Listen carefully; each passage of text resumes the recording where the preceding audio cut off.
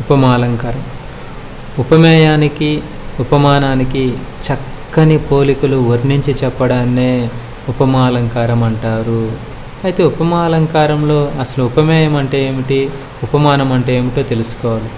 ఉపమేయం అంటే దేనిని, ఉపమానం అంటే దేనితో.